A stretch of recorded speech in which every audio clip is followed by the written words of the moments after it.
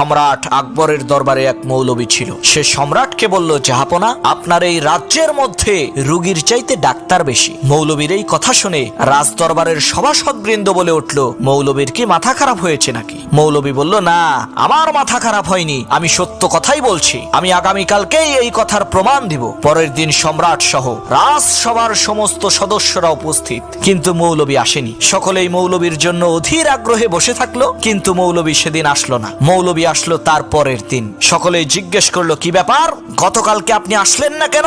আপনার না প্রমাণ দেওয়ার কথা ছিল রোগীর চাইতে ডাক্তার বেশি? মৌলবী বলল, ভাই, প্রচন্ড দাঁতের ব্যথায় কাল আসতে পারিনি, আমাকে ক্ষমা করবেন। তখন সম্রাট সহ সভাসদবৃন্দের সকলেই বলতে লাগলো, ধুর মিয়া, এইটা কোনো রোগ হইল নাকি? নিমের পাতা দিয়ে একটু গরম পানি কইরা কুলি করলেই তো দাঁতের ব্যথা ভালো হইয়া যায়। তখন মৌলবী বলল, দেখেছেন সম্রাট, এই রাজ দরবারে আমি একাই রোগী আর আপনারা সবাই ডাক্তার।